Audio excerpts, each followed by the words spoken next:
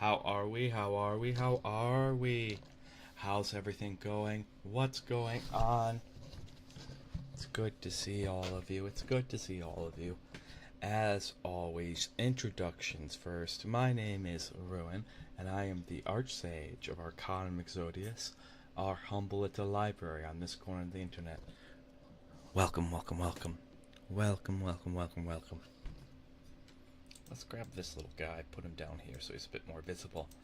So, yeah, we're doing exactly what's on the tin. I'm going to be reading a story to you guys. I'm feeling a little off today. I'm hoping it's just some water. I'm going to be drinking a lot of water while we read this story. We're reading the original Dracula story written by Bram Stoker back in 1897. Okay, 1897's version of of Dracula.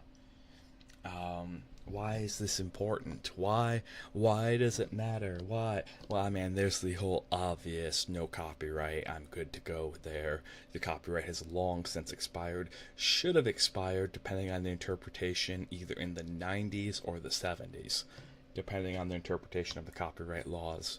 Going off of modern copyright laws, at least. But oh snaps! I gotta sneeze. No sneezes. Try not to.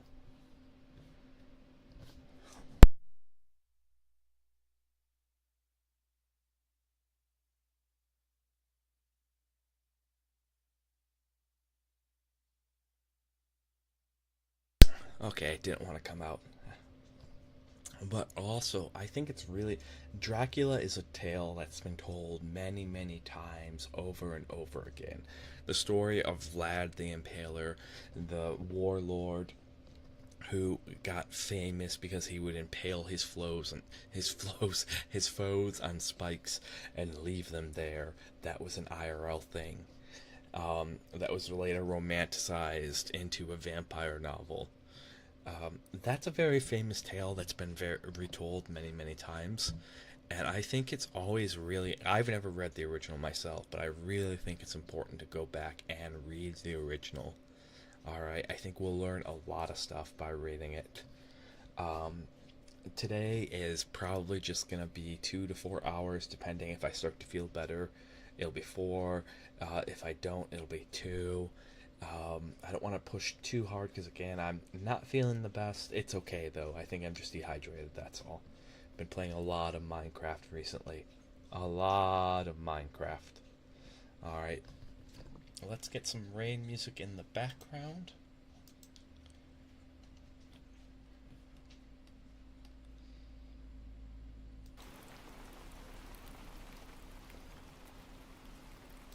That's usually about right, so it's not overpowering my voice. And then if I do this, that should cause my voice to be a little bit louder.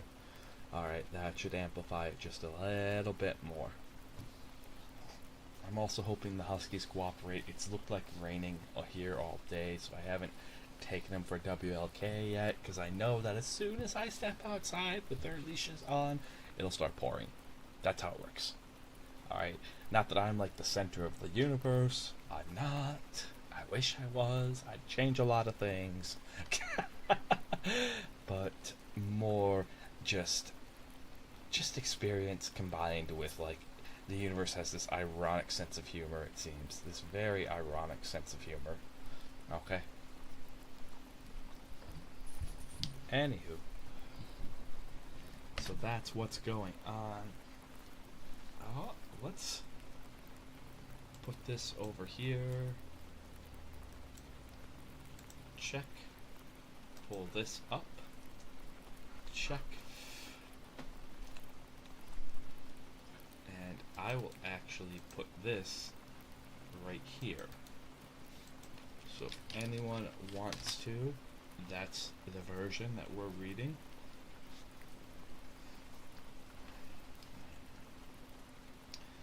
.353 pages. We're going to try to get through it in this week. I know I could easily hashtag humble brag. I could read that in like a day or two. but that's what law school did to me. It made me learn how to read very fast, very fast. But also, like, reading out loud is a lot slower. So, there's always that. Let's zoom in. Check. And then head over to the recording center. There we go. You got this lovely piece of artwork. By the way, you can buy this as a poster. We have Halloween merch going on. Huzzah! So that is an amazing poster. That's part of the reason why we're reading this, is to promote the Halloween merch. It's also to do spooky content during spooky season. What's spookier than the original Dracula? The only thing I'm worried about with this story, although I'm usually pretty good at translating it, is sometimes older stories like this use very inappropriate terms. Things that they didn't think were inappropriate back then, but that are very much now, due to all the hatred and due to all the bigotry that got tied to them over the years. That's how slurs are created. It's not so much about the word itself, it's about the things behind the word. Okay, and that's why the R word is now a slur, and it wasn't when I was growing up. Or that's why, like, when I was growing up, queer was a slur, but now it's something that's used to generally refer. And that's due to the work reclaiming by the queer community to reclaim that word. That's great, that's absolutely great.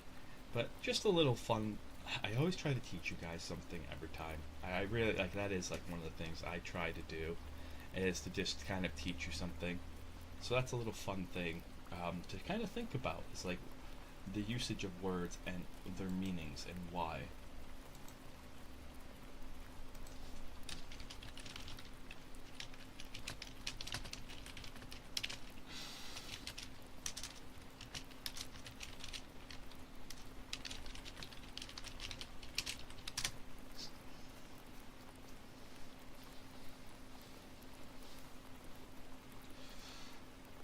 Yes.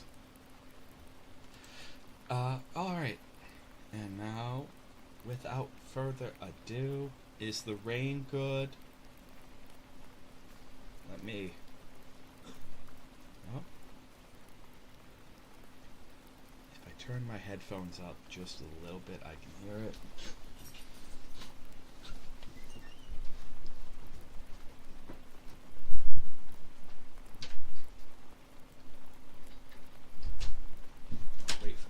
Nephew to get out of the bathroom. Okay, I am absolutely going to wait for my nephew to get out of the bathroom.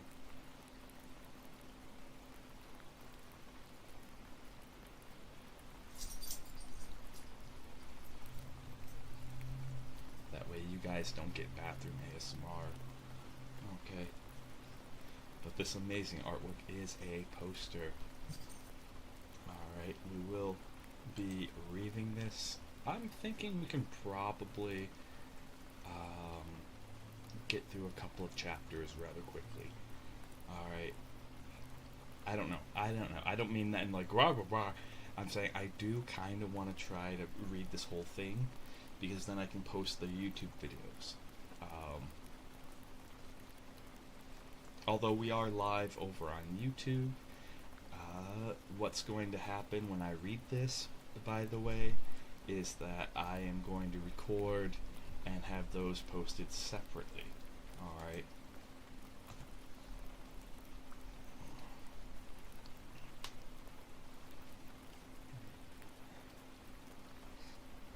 When did Dracula... before...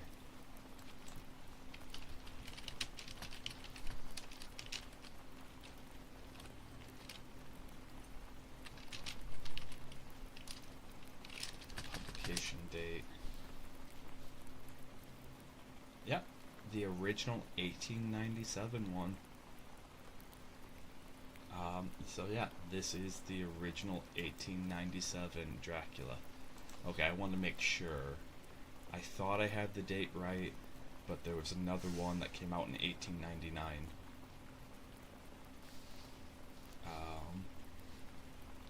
Okay.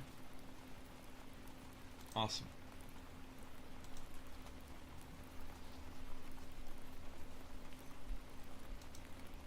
Alright. I'm gonna take a sippy. I'll probably be drinking a lot of water. It'll keep me from...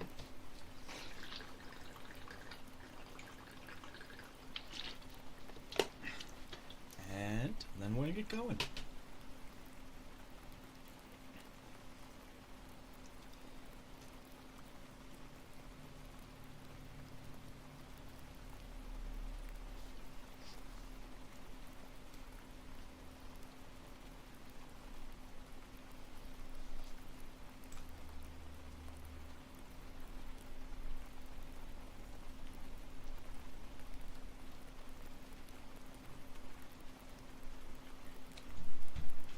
Dracula by Bram Stoker, the original 1897 story. Chapter 1, Jonathan Harker's Journal. 3rd of May, Bistris. Left Munich at 8:35 p.m. on 1st of May, arriving at Vienna early next morning. Should have arrived at 6:46, but train was an hour late. Budapest seems a wonderful place, from the glimpse which I got of it from the train, and the little I could walk through the streets. I feared to go very far from the station, as we had arrived late and would start as near the correct time as possible. The impression I had was that we were leaving the west and entering the east. The most western of splendid bridges over the Danube, which is here of noble width and depth, took us among the traditions of Turkish rule. We left in pretty good time, and came after nightfall to Klausenburg. Here I stopped for the night at the Hotel Royal. I had for dinner, or rather supper, a chicken done up some way with red pepper, which is very good, but thirsty. Memo, get recipe for Mina. I asked the waiter, and he said it was called paprika hendel, and that as it was a national dish, I should be able to get it anywhere along the Carpathians. I found my smattering of German very useful here. Indeed, I don't know how I should be able to get on without it. Having had some time at my disposal when in London, I had visited the British Museum and made search among the books and maps in the library regarding Transylvania. It had struck me that some foreign knowledge of the country had hardly failed to have some importance in dealing with the nobleman of that country. I find that the district he named is the extreme east of the country, just on the borders of 3 states, Transylvania, Moldavia, and Pukovneva, in the midst of the Carpathian Mountains, one of the wildest and least known portions of Europe. I was not able to light on any map or work giving the exact locality of Castle Dracula, as there are no maps of this country as yet to compare with our own Ordnance Survey maps. But I found that Bistris, the post town named by Count Dracula, is a fairly well-known place. I shall enter here some of my notes, as they may refresh my memory when I talk over my travels with Mina. In the population of Transylvania there are 4 distinct nationalities: Saxons in the south, and mixed with them the Wallachs, who are the descendants of the Dacians, Magyars in the west, and Selkis in the east and north. I am going among the latter, who claim to be descended from Attila and the Huns. This may be so, but when Magyars conquered the country in the 11th century, they found the Huns settled in it. I read that every known superstition in the world is gathered into the horseshoe of the Carpathians, as if it was the center of some sort of imaginative whirlpool. If so, my stay may be very interesting. Memo. I must ask the Count all about them. I did not sleep well, though my bed was comfortable enough, for I had all sorts of queer dreams. There was a dog howling all night under my window, which may have something to do with it, or it may have been the paprika, for I had to drink up all the water in my carafe, and was still thirsty. Towards morning I slept and was wakened by the continuous knocking at my door, so I guess I must have been sleeping soundly then. I had for breakfast more paprika and a sort of porridge of maize flour, which they said was mamalika, and eggplant stuffed with force meat, a very excellent dish, which they called implitata. Memo, get recipe for this also. I had to hurry breakfast, for the train started a little before 8, or rather ought to have done so, for after rushing to the station at 7:30 I had to sit in the carriage for more than an hour before we begun to move. It seems to me that the further east you go, the more unpunctual all the trains. What ought to be in China? All day long we seemed to dawdle through a country which was full of beauty of every kind. Sometimes we saw little towns and castles on the top of steep hills, such as we see in old missals. Sometimes we run by rivers and streams which seemed to, from the wide stony margin on either side of them, to be subject to great floods. It takes a lot of water and running strong to sweep the outside edge of a river clear. At every station there were groups of people, sometimes crowds, and all sorts of attire. Some of them were just like the peasants at home, or those I saw coming through France and Germany, with short jackets and round hats and homemade trousers. But others were very picturesque. The women looked pretty, except when you got near them, but they were very clumsy about the waist. They had all full white sleeves of some kind or other, and most of them had big belts with lots of strips or something fluttering from them like dresses in a ballet. But of course there were petticoats under them. The strangest figures we saw were the Slovaks, who were more barbarian than the rest, with their big cowboy hats, great baggy dirty white trousers, white linen shirts, and enormous heavy leather belts, nearly a foot wide, all studded over with brass nails. They wore high boots with their trousers tucked into them, and long black hair and heavy black mustaches. They are very picturesque, but do not look prepossessing. On the stage they would be set down at once as some old oriental band of brigands. They are, however, I'm told, very harmless and rather wanting in natural self-assertion. It was on the dark side of twilight when I got to Bistritz, which is a very interesting old place, being practically on the frontier, for the Borgo Pass leads from it into Bukovina. It's been a very stormy existence, and certainly shows marks of it. 50 years ago, a series of great fires took place, which made terrible havoc on 5 separate occasions. At the beginning of the 17th century, underwent a siege of 3 weeks and lost 13,000 people. Casualty of war proper being assisted by famine and disease. Count Dracula directed me to go to the Golden Throne Hotel, which I found, to my great delight, to be thoroughly old-fashioned, for of course I wanted to see all I could of the ways of the country. I was evidently expected, for when I got near the door I faced a cheery-looking elderly woman in the usual peasant dress, white undergarment with a long double apron, front and back, of colored stuff fitting most too tight for modesty. When I came close, she bowed and said, "The Herr Englishman?" "Yes," I said, "Jonathan Harker." She smiled, and gave some message to an older man in white shirt sleeves, who had followed her to the door. He went, but immediately returned with the letter. "My friend, welcome to Carpathians. I am anxiously expecting you. Sleep well tonight. At 3 tomorrow the diligence will start for Bukovina. A place on it is kept for you. At the Borgo Pass my carriage will await you, and will bring you to me. I trust that your journey from London has been a happy one, and that you enjoy your stay in my beautiful land. Your friend, Dracula." 4th of May. I found that my landlord had got a letter from the Count, directing him to secure the best place on the coach for me, but on making inquiries as to the details he seemed somewhat reticent, and pretended that he couldn't understand my German. This could not be true, because up to then he had understood it perfectly. At least, he answered my questions exactly as if he did.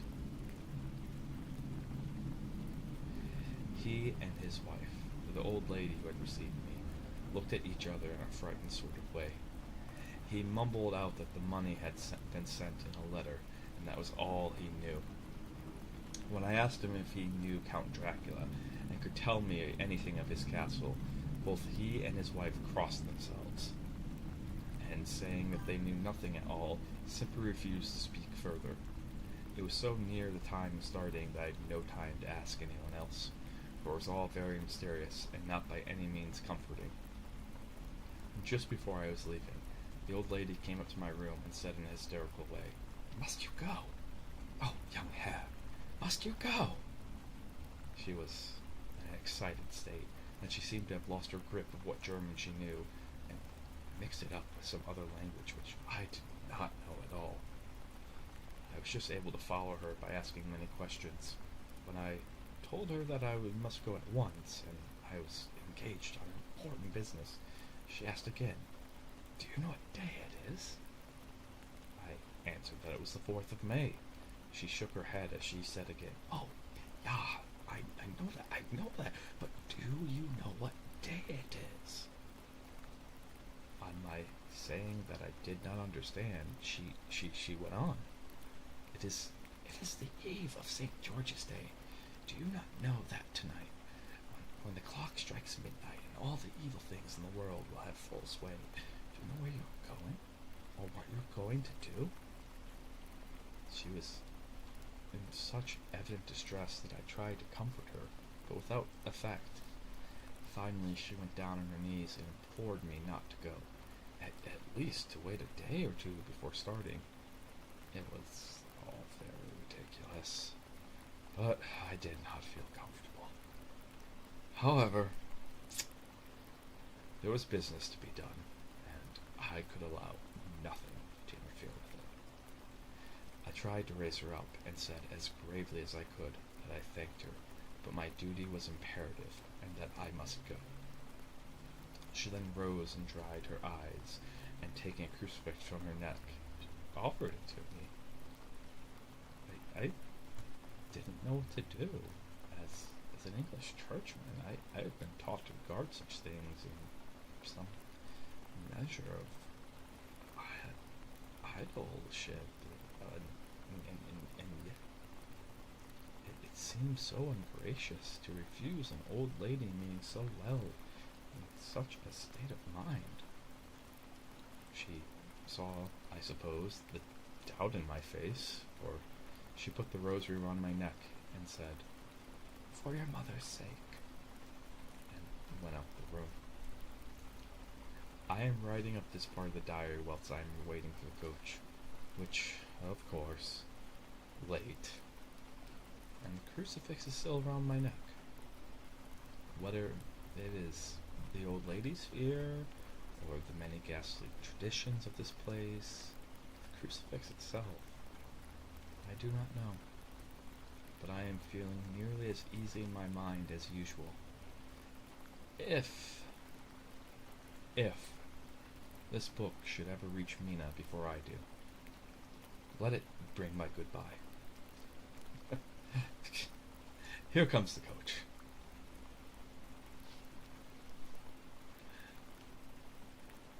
May, the castle. The grey of morning has passed, and the sun is high over the distant horizon, which seems jagged, whether trees or hills I know not, so it is so far off that big things and little are mixed. I am not sleepy, and as I am not to be called till I wake, naturally I write till sleep comes. There are many odd things to put down, and unless who reads them may fancy that I dined too well before I left Bistritz. Let me put down my dinner exactly. I dined in what they called robber steak, bits of bacon, onion, beef, seasoned with red pepper and strung on sticks, roasted over the fire in a simple style of London's cat meat, of all things. Ugh. The wine was golden Mediash, which produces a queer sting on the tongue, which isn't disagreeable. I had only a couple glasses of this, and nothing else. When I got on the coach, the driver had not taken his seat, and I saw him talking to the landlady. They were evidently talking of me, for every now and then they looked at me and Some of the people were sitting on the bench outside the door. They came and listened, and then looked at me, most of them pityingly. I could hear a lot of words often repeated, queer words, for there were many nationalities in the crowd, so I quietly got my polyglot dictionary from my bag and looked them out. I must say they were cheering for me, for amongst them were Ordog, meaning Satan, Polkal, meaning hell, Dratakish, which is witch of all things, Vorlok and Gorlokslok, both meaning the same thing, one being Slavic and the other Serbian for something that is either werewolf or vampire. Memo. I must ask the Count about these superstitions. When we started, the crowd round the inn door, which had by this time swelled to a considerable size, all made the sign of the cross and pointed 2 fingers towards me. With some difficulty I got a fellow passenger to tell me what they meant. He would not answer at first, but on learning that I was English, he explained that it was a charm or guard against the evil eye. This wasn't very pleasant for me. Just starting for an unknown place to meet an unknown man, but everyone seemed so kind-hearted and so sorrowful and so sympathetic, but that I could just not be touched by it.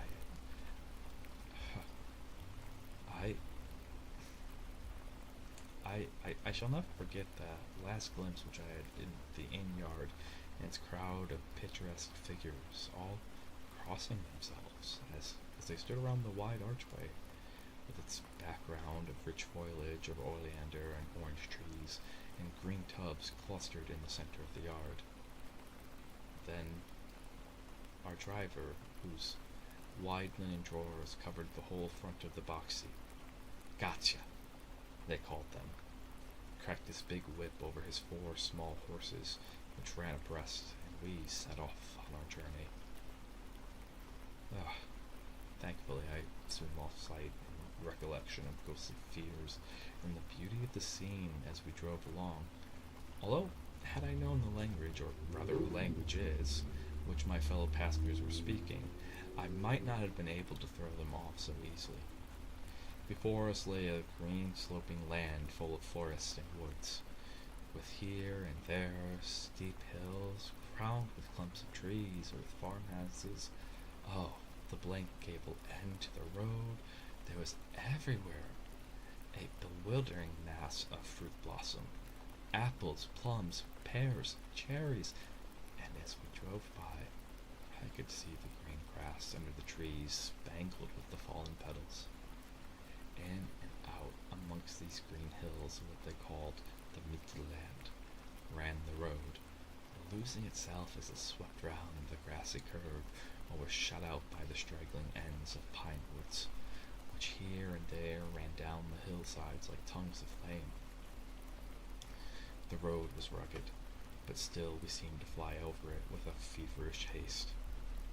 I could not understand then what the haste meant, but the driver was evidently bent on losing no time in reaching Borgo Prund. I was told that this road in summertime, excellent, but that had not yet been put in order after the winter snows. In respect, it's different from the general roads in the Carpathians, for it's an old tradition that they are not to be kept in too good order. Of the old hospitallers would not repair them, lest the Turks should think that they were preparing to bring in foreign troops, and so hasten the war, which is always really at loading point. Beyond the green swelling hills of the Middle Land rose mighty slopes of forest up to the lofty steeps of the Carpathians themselves. Right and left of us they towered, with the afternoon sun falling upon them and bringing out all the glorious colors of this beautiful range. Deep blue and purple in the shadows of the peaks, green and brown where grasses and rock mingled in an endless perspective of jagged rock and pointed crags. till these themselves lost in the distance, with the snowy peaks rising grandly. Here and there seemed mighty rifts in the mountains, through which, as the sun began to sink, we saw now and again the white gleam of falling water. One of my companions touched my arm as we swept round the base of a hill and opened up the lofty snowy-covered peak of a mountain, which seemed, as we wound down our serpentine way, to be right before us. "Och, ist den Sieg! God's seat!" And he crossed himself reverently. As we wound on our crownless way, and the sun sank lower and lower behind us, the shadows of the evening began to creep round us. This was emphasized by the fact that the snowy mountain tops still held the sunset, and seemed to glow out with a delicate cool pink. Here and there we passed Czechs and Slovaks, all in picturesque attire, but I noticed that culture was painfully prevalent. By the roadside there were many crosses, and as we swept by, my companions all crossed themselves. Here and there was a peasant man or woman kneeling before a shrine, who did not even turn around as we approached, but seemed, in the self-surrender of devotion, to have neither eyes nor ears for the outer world. There were many things new to me. For instance, hay ricks in the trees, and here and there very beautiful masses of weeping birch, their white stems shining like silver through the delicate green of the leaves. Now and again we passed a leader wagon, the ordinary peasant's cart, with its long, snake-like vertebra, calculated to suit the inequalities of the road. On this there was sure to be started a group of homecoming peasants, the Czechs with their white and Slovaks with their colored sheepskins, the latter carrying lance fashion, their long sleeves with axe at end. As the evening began to fall, it began to get very cold, and the growing twilight seemed to merge into one dark mistiness of the gloom of trees, oak, beech, and pine, though in the valleys which ran deep between the spurs of the hills, as we ascended through the pass, the dark firs stood out here and there against the background of lead-lying snow.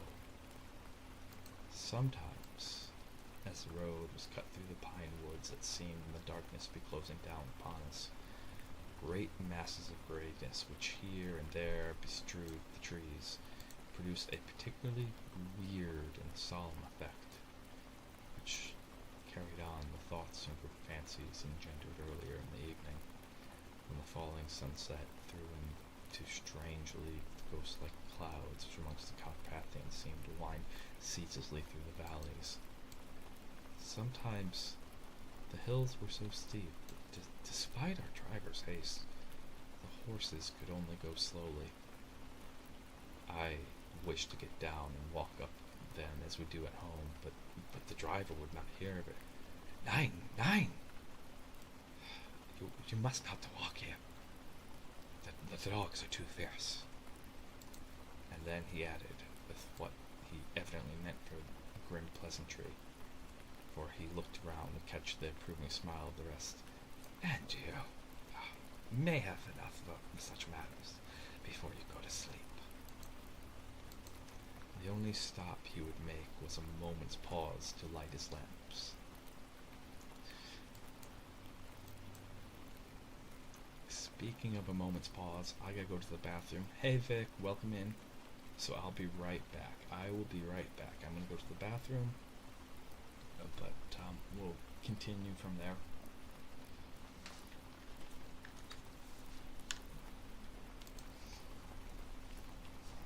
Chapters.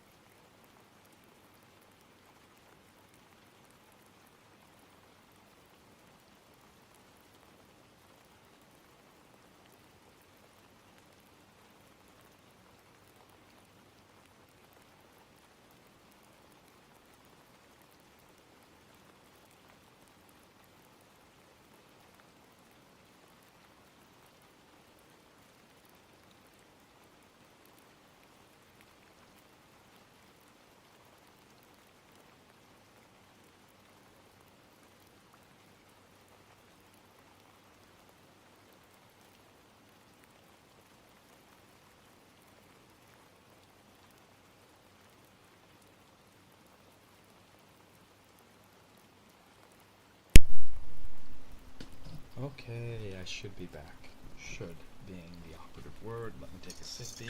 We're good to go. I looked ahead. We're almost through chapter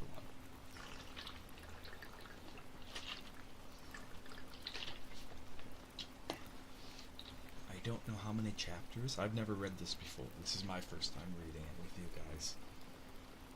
Okay, this is my first time reading it. So I don't know how many chapters there are. Okay?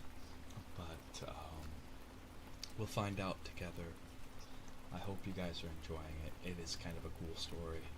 I've tried to add a little things here and there, using the little bit of German that I know, and focus on the pronunciations too.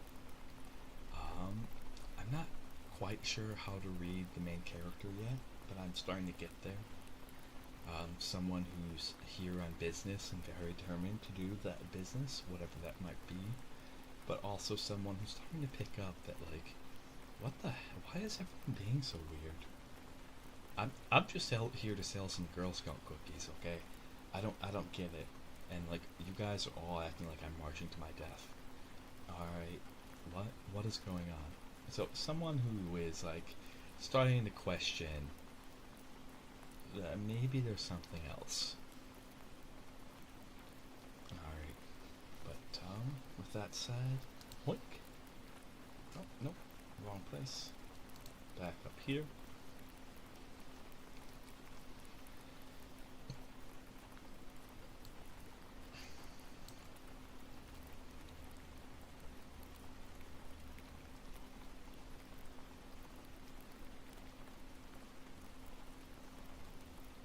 When it grew dark, there seemed to be some excitement amongst the passengers, and they kept speaking to him, one after the other, as though urging him to further speed.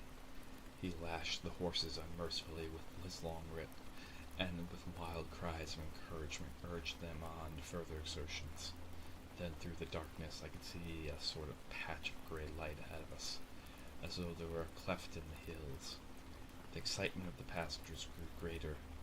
The crazy coach rocked on its great leather springs and swayed like a boat tossed on a stormy sea. I had to hold on. The road grew more level as we appeared to fly along. The mountains seemed to come nearer to us on each side, and the frown down upon us. We were entering the Borgo Pass. One by one, several of the passengers offered me gifts, which they pressed upon me with an earnestness which would take no denial. These were certainly of an odd and varied kind, but each was given in simple good faith, with a kindly word and a blessing, and at some strange mixture of fear, meaning movements which I had seen outside the hotel at Bistritz, the sign of the cross and the guard against the evil eye. Then, as we flew along, the driver leaned forward. On each side, the passengers craning over the edge of the coach peered eagerly into the darkness. It was evident that something very exciting was either happening or expected, but though I asked each passenger, no one would give me the slightest explanation. This state of excitement kept on for some little time. At last we saw before us the pass opening on the eastern side. There were dark rolling clouds overhead, and in the air the heavy, oppressive sense of thunder.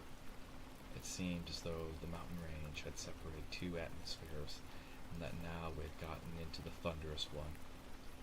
I was now myself looking out for the conveyance which was to take me to the Count.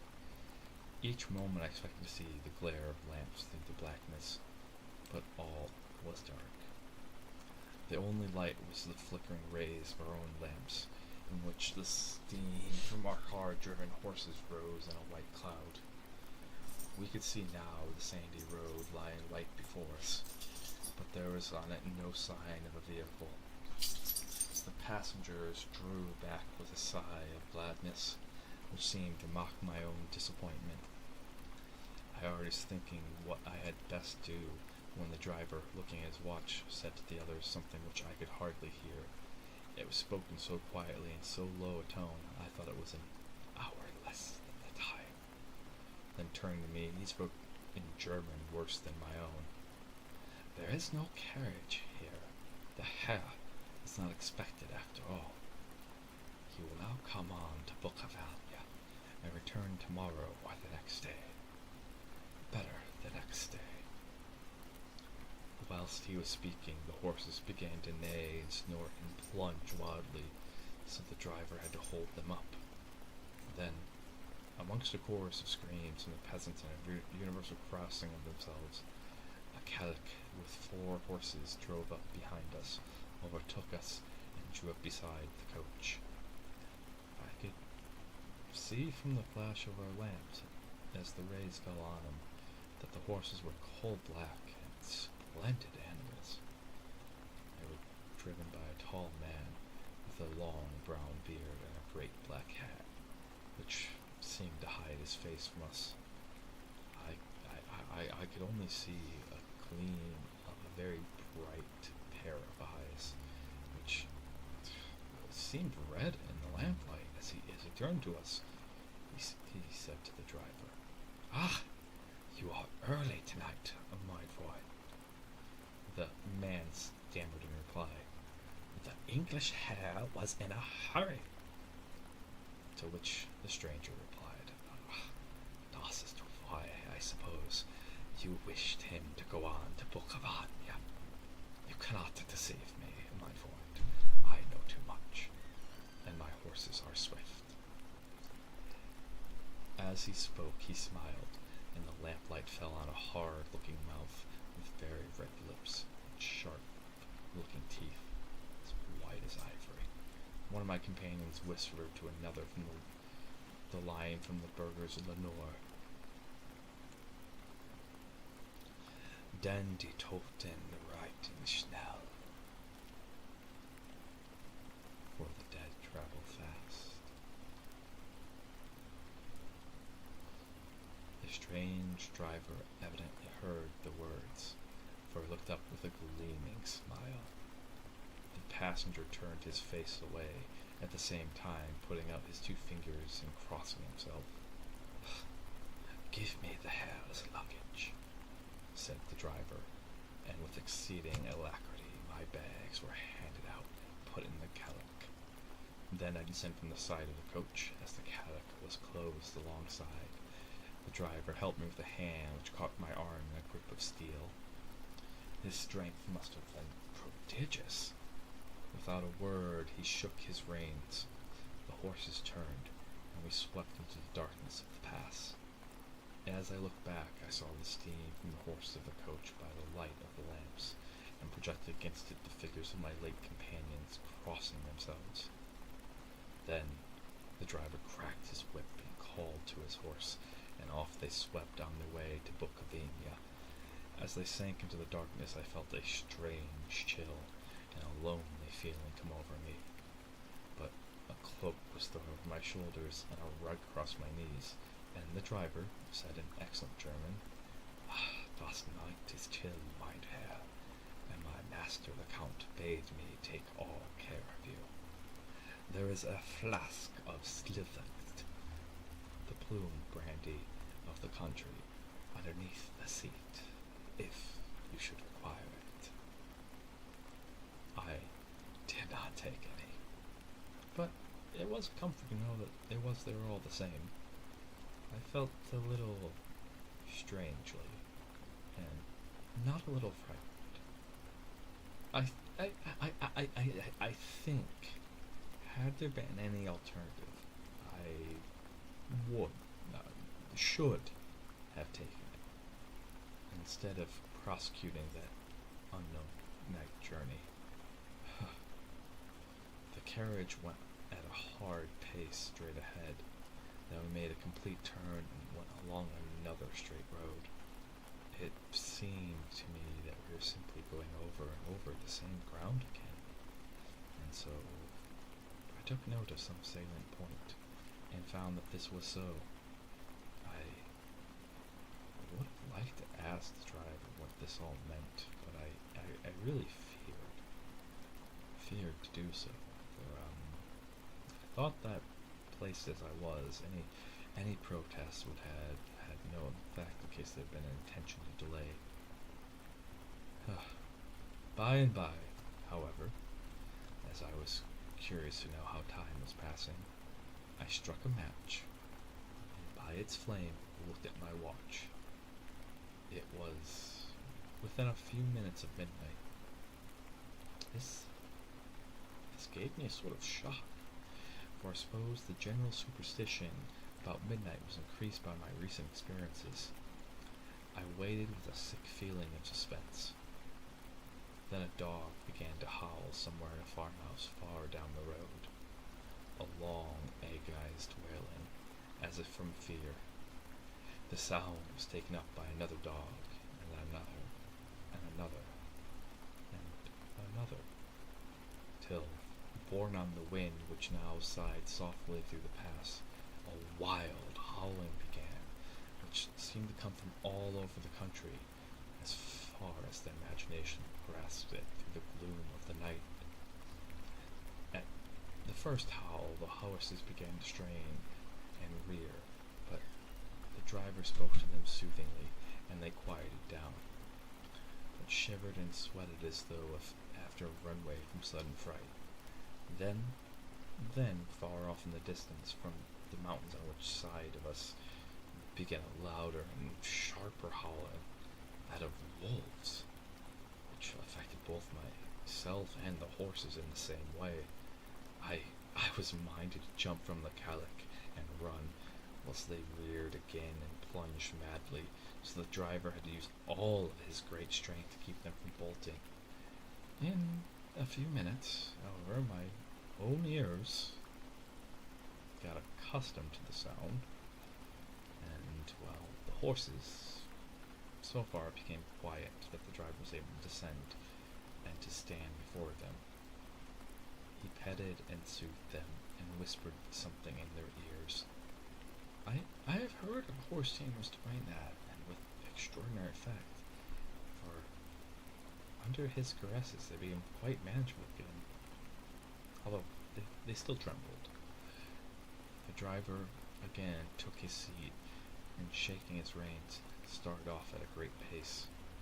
This time, after going to the far side of the pass, he suddenly turned down a narrow roadway which ran sharply to the right. Soon we were hemmed in with trees, which in places arched right over the roadway till we passed us through a tunnel. And again, great frowning rocks guarded us boldly on either side. Though we were in shelter, we could hear the rising wind, for it moaned and whistled through the rocks, and the branches of the trees crashed together as we swept along. It grew colder and colder still, and fine powdery snow began to fall, so that we soon and all around us were covered in a white blanket. The keen wind still carried the howling of the dogs, though this grew fainter as we went on our way. The baying of the wolves sounded nearer and nearer, as though they were closing round us from every side. I grew dreadfully afraid, and the horses shared my fear. The driver, however, was not in the least disturbed. He kept turning his head to the left and right, but I could not see anything through the darkness. Suddenly, away on the left, I saw a faint flickering blue flame. The driver saw it at the same moment. He at once checked the horses, and jumping to the ground, disappeared into the darkness. I didn't know what to do, and less so as the howling of the wolves grew closer, but while I wondered, the driver suddenly appeared again, and without a word took his seat, and, well, we resumed our journey.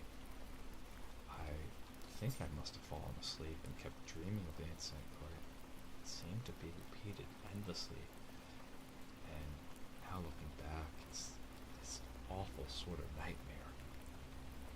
Once the flame appeared so near the road that even in the darkness around us I could watch the driver's motions.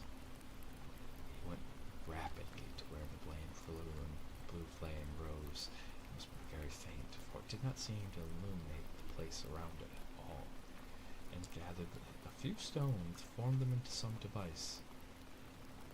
Once there appeared a strange optical effect, for when he stood between me and the flame, he did not obstruct it, for I could see its ghostly flicker all the same. This startled me, but the effect was only momentary. I took it that my eyes must have deceived me, straining through the darkness. Then, for a time, there were no blue flames, and we sped onwards through the gloom, with the howling of the wolves around us, as though they were following in a moving circle.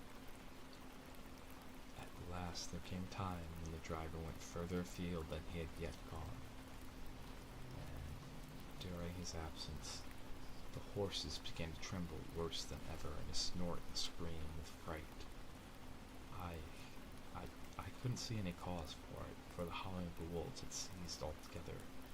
But just then the moon, sailing through the black clouds, appeared behind the jagged crest of a beetling pine-clad rock, and by its light I saw around us a ring of wolves, with white teeth and lolling red tongues, with long sinewy limbs and shaggy hair.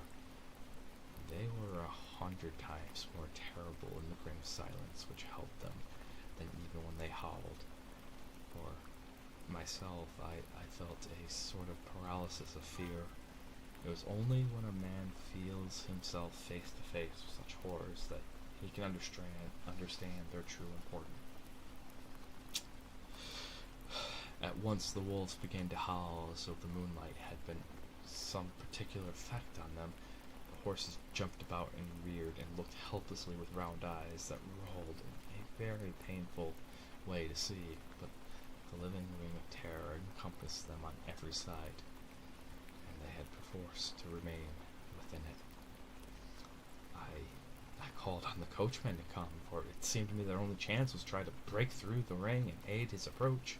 I shouted and beated the side of the Kellic, hoping that by the noise to scare the wolves from the side, so as to give him a chance of reaching the trap. How he came there, I know not, but I heard his voice raised in a tone of imperious command, and looking towards the sound, saw him stand in the roadway.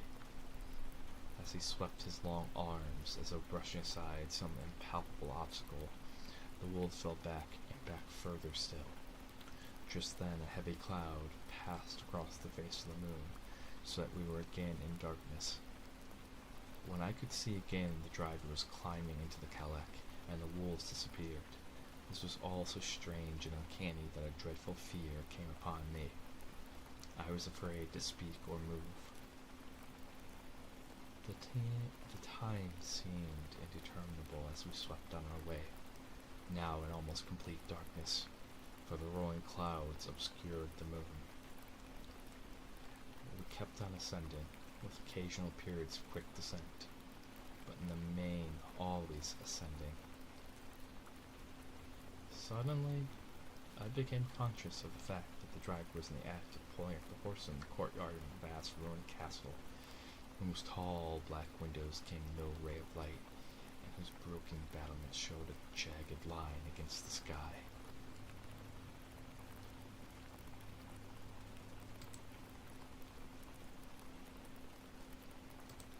Oh my, that was chapter 1. What did you guys think so far? Very suspenseful. We're in an ad break, so I'm going to take the time to get a sippy, and then I'll talk to you guys for a little bit.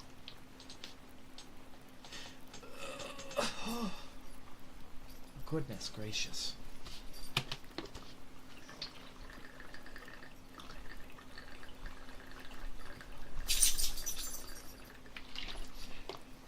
Oh, I got the husky to take care of. I'll be right back.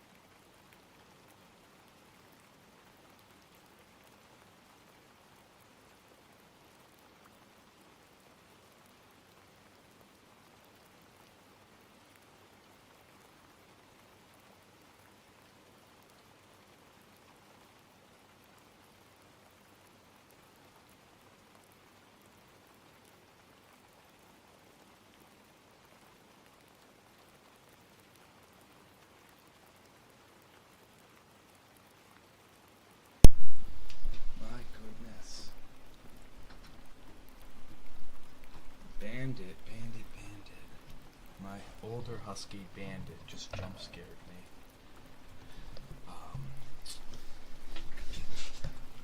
Oh, quite literally, actually. So he needed to go outside, so I took him outside. Bandit is 12 and a half, he'll be 13 next year. And it's obvious, like, he's having a little trouble with steps. Nothing that keeps him from going up and down steps. Hello, boy. Yes, we were just talking about you and what happened. Okay. It's obvious that he's older. Alright, sometimes he gets tripped up on steps because his back legs aren't as good as they used to be. Okay. Something happened because he was going down ahead of me, and he started skating down the steps like a kid, except he started from like if there's 20 steps to get to my room, he started from like step 17. Alright, so like that's not a good situation for him. And so at step 12 or 11, like he saves himself in the most extreme way possible by leaping off of the steps, because like he's on this uncontrollable skate down. So he has gone from going horizontally down to like from diagonally down to now forward and horizontally down. And I'm glad he didn't hurt himself. It was scary watching him make a jump he hasn't jumped in like 10 and probably like 2 years at least, if not 4. But he's fine. I was just like, it was terrifying because he tripped or something going down the steps, and then suddenly he was skating down them, and then he went from skating to jumping like 5 feet in the air and landing, then immediately laying down. I think he did that on purpose. I very much think he did that on purpose because he was out of control going down, and he knew he could control himself landing better. He's a very smart boy, very smart. Former service dog. He's a retired service dog. So I wouldn't be surprised if that was like the decision going between his ears. But it was scary to watch because it all happened in like 2 seconds. And there was nothing I could do about it except make sure he was okay. And he was. He stood up at the bottom of the steps, unharmed, thankfully. And was just kind of sitting there panting for a bit, which I would be too. Like, I think he had the expression of, oh, I lived. and skating down a flight of steps only to like save yourself from like ramming head first into the floor by jumping 5 stairs. Like 5 stairs before the end. So that way, instead of ramming into the floor, you're now sailing through the air with the potential to land on your feet instead of hitting your head into the ground. That was pretty smart, boy. I'll give you that. I'll give you that. I would be standing there going, what, like, you know? Alright. Chapter 2. Let me look at how long Chapter 2 is, because this might be a shorter stream today. We might get through Chapter 2. I will post Chapter 1 to my YouTube. By the way, tomorrow is our first long-form YouTube video. Huzzah! I'm really excited about it. Alright, we're going to be posting more long-form YouTube stuff. We record it all live here, as you guys know. So Chapter 2 is 13 pages. God, I'm so Minecraft-pilled right now. I am so Minecraft-pilled. What's going through my head right now is I'm very much thinking about the ranch that I made in Minecraft and making it a little better, or like we have a couple of different bases.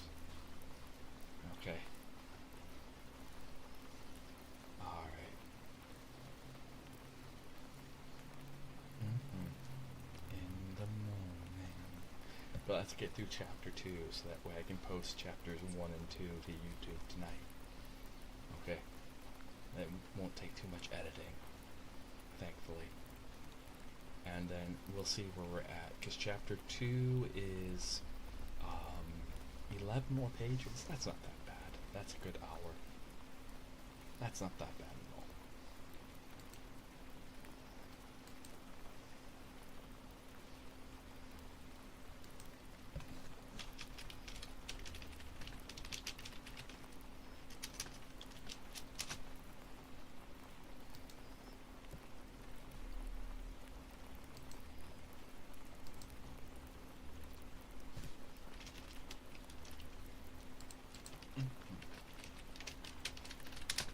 Oh, we also have a community Minecraft server now. So if you're a subscriber, I gotta set this up. I'm gonna set it up so that way if you're a subscriber and if you want to join our Minecraft server, okay. I don't know how we're gonna police it. I think initially the rules are just gonna be very simple. Don't be a dick. Okay. I don't really being really honest, I'm not interested in policing it. I don't want to get into disputes with people over who did what or what did what. Okay? And I know from playing those sort of games that happens. So while we're still small, it's probably going to be like rules, don't be a dick. But if we end up growing bigger in the coming months, we might have to actually have like moderators and formal rules and things like that. But we do have a community Minecraft server. It's really small right now. But I'm going to figure out how to set it up so that way if you're a subscriber, you'll have access to it. Okay.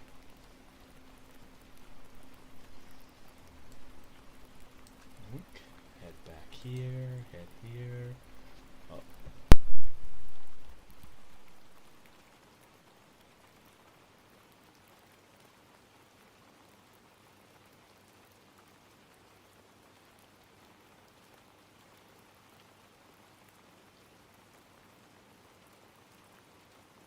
I thought I had to toot there for a second, and like, the only thing that's worse than a burp on an ASMR mic is a backwards burp. It is when your rear end decides to burp. Alright. I think it's just, I'm recovering from being because I often forget to drink. That's the cardinal sin of mine. Also, if you take ADHD medication, which I do, I didn't learn about this until I was much older. Like, I started taking ADHD medication when I was younger, but I didn't learn about this until I was like, if I started taking like 15 years after I started taking the meds, okay? One of the very common symptoms of ADHD medication is thirst/dehydration. Something about the meds makes you sweat and dehydrate yourself more. I don't know the exact parts. No one ever told me this. I found this out, like, I heard it as a rumor at work when I was working as a hospital security guard. I was like, is that true? And I asked my doctor about it, and he was like, yeah, didn't anyone ever tell you? And like, the doctor who originally gave me ADHD medications told me it wasn't, because I kept telling him, like, I'm really, really thirsty. And I thought it was just my job, because I worked at a very physically demanding job when I first started the meds. Alright? And so, and my doctor at the time was like, no man, it's the job you're working. Because I was working FedEx, you're lifting up packages, you're sweating a lot. No, it's not the meds, it's not the meds. Fast forward 15 years, we've done more studies, science, all of that stuff. It's not that my doctor was wrong, it's that he didn't know. Alright, my first doctor just didn't know, because all the studies that had been happened yet. Okay, I don't want to characterize him. I asked my new doctor, and he was like, yeah, that is a side effect. Did you not know that? And I was like, no, this would explain a lot. Because, like, for these past 15 years I've been on these medications, I've been drinking nearly a gallon of water a day. If I don't drink a gallon of water, I feel really, really sick. And I find out that one of the symptoms of ADHD meds, so if you're out there taking ADHD meds, now you know, if you didn't know, one of the symptoms is it causes you to sweat more and it causes you to dehydrate more. I'm not a doctor, by the way. I want to be really clear. This is my experience. Alright? My training is in law and not medicine. Okay? And so I am not a doctor. Alright? Okay. Anywho. But there you go. So. Gods, I don't want to stop streaming, but I'm not feeling the best.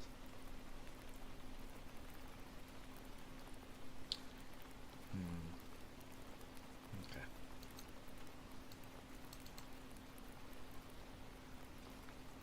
At least we're on chapter 2. If we read chapter 2 and chapter... Alright, I might have to make a deal with you pages that I have to come back later tonight. Which I think we will. I'm not feeling the best right now. Okay. We'll come back later tonight to read chapter 2 and chapter 3. Heck, chapter 2, 3, and 4. I'm looking over the chapters right now. And okay, so if we get through chapter 2, 3, and 4 later tonight. Alright, I want to take a little time to sit, drink some water, and recover. And play Minecraft, of course. But we're gonna raid out. We're gonna find someone to raid. And then I'm gonna say, we'll say 4 hours from now, I'm gonna come back and we'll read through chapters 2 and 3 at least and go as far as we can. But right now, I don't feel too good. I'm okay. I just don't feel good enough. I feel good enough to sit at a computer, but not good enough to stream. Because when you're streaming, and especially when you're recording, you can't like stop. I can't be stopping every 2 or 3 minutes to go to the bathroom.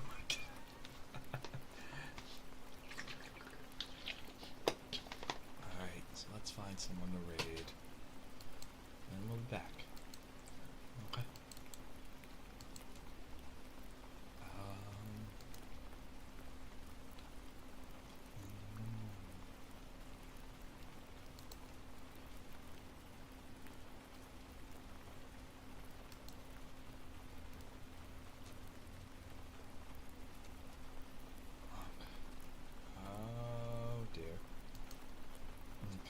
Looking for someone. Oh, noes. No. Not live on Twitch. Not right now. My backend is telling me that, hey, yo, we really need to get to the bathroom right now. And it's like, can you wait? And it's like, no. Snap. Okay.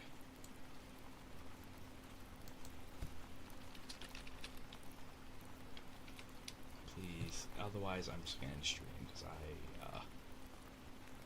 can tell it's gonna be a bit.